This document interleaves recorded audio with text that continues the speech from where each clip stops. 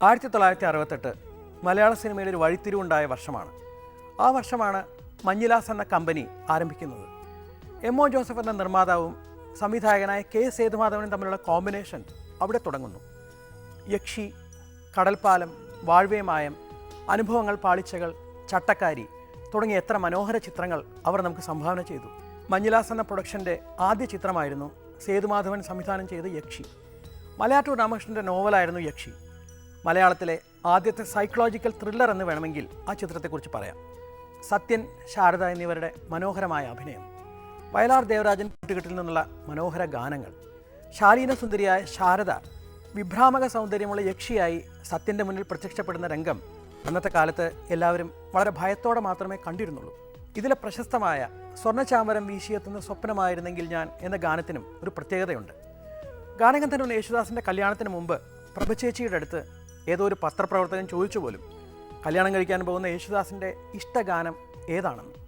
പ്രഭചേച്ചി പറഞ്ഞ മറുപടിയും ഇതായിരുന്നു: സ്വർണ്ണചാമരം വീശിയെത്തുന്ന സ്വപ്നമായിരുന്നെങ്കിൽ ഞാൻ. സ്വർണ്ണചാമരം വീശിയെത്തുന്ന സ്വപ്നമായിരുന്നെങ്കിൽ ഞാൻ,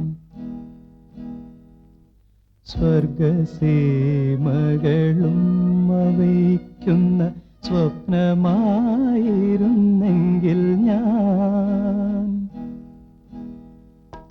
സ്വർണ്ണചാമരം വീശിയെത്തുന്ന സ്വപ്നമായിരുന്നെങ്കിൽ ഞാൻ, സ്വർഗസീമകളും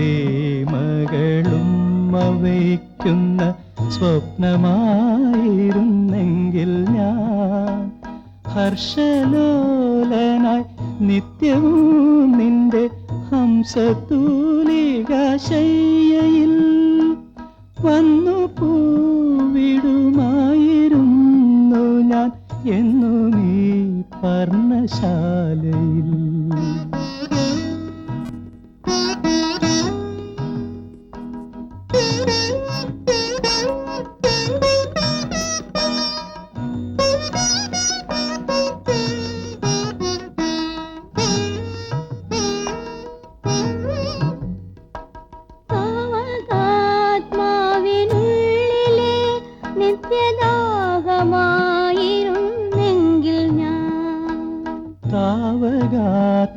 താവകാത്മാവിനുള്ളിലെ നിത്യദാഹമായിരുന്നെങ്കിൽ ഞാൻ, മൂകമാം നിൻ മനോരഥത്തിലെ മോഹമായിരുന്നെങ്കിൽ ഞാൻ, നൃത്തലോലനായി നിത്യവും നിന്റെ മുഗ്ധസങ്കൽപ്പമാകവേ വന്നു ചാർത്തിക്കുമായിരുന്നു ഞാൻ എന്നിലെ പ്രേമ സൗരഭം.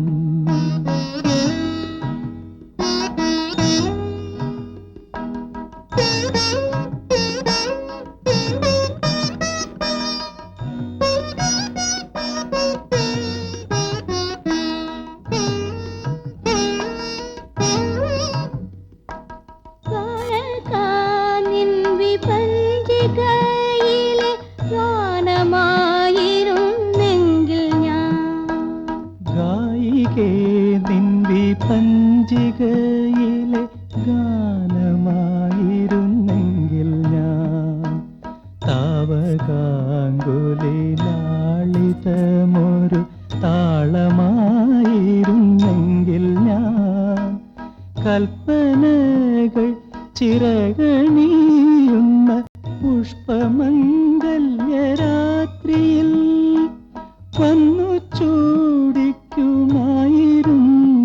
ഞാൻ എന്നിലെ രാഗമാലിക. സ്വർണ്ണചാമരം വീശി